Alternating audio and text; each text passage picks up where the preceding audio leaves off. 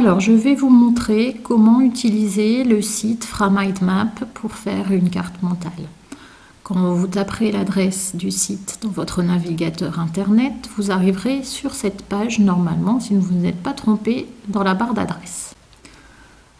Vous pouvez sur cet écran supprimer ce qu'on appelle le navigateur que vous avez ici, qui ne vous servira pas au départ puisque il vous permet de vous déplacer au sein de votre carte si celle-ci est très grande.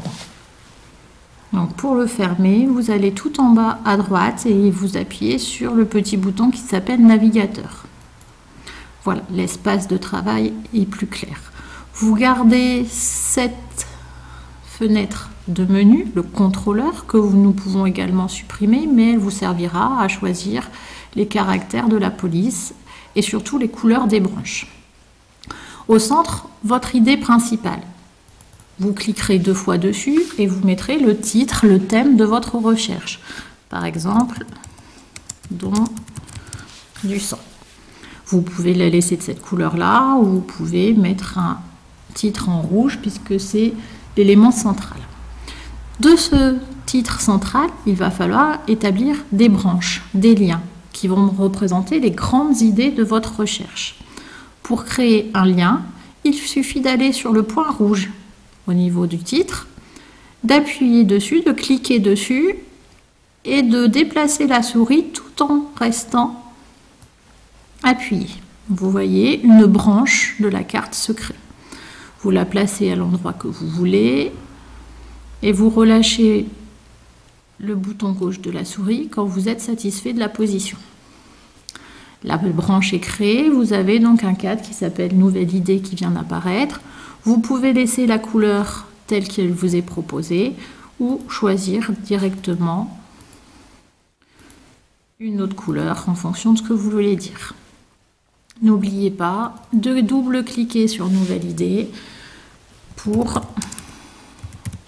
compléter votre branche.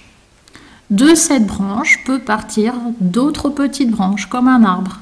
Je reprends sur mon rond rouge et je crée une nouvelle branche. Si j'ai envie de faire une deuxième branche qui part du même point, et ben je reviens. Vous voyez, mon point rouge se déplace. Dès que j'ai le point rouge là où je veux, je reclique dessus et je refais un nouveau lien. Je recrée une autre idée principale à partir du thème central. Je repars du centre et je fais un nouvel arbre qui peut être à son tour développé. Voilà pour les principes de base de l'utilisation de la carte mentale.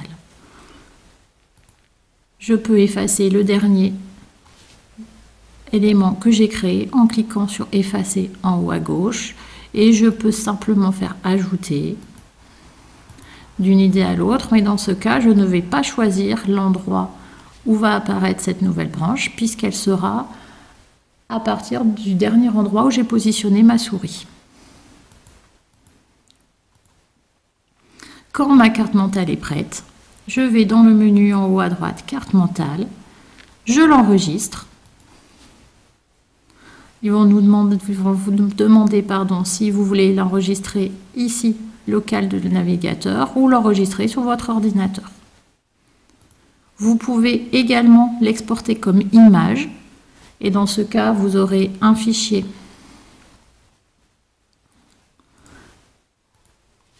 enregistré de format image, donc JPEG, PNG. Dans ce cas précis, il vous a proposé de l'enregistrer en PNG qui pourrait être après intégré dans un document Word où vous pourrez compléter pour mettre des images. Voilà, bon travail!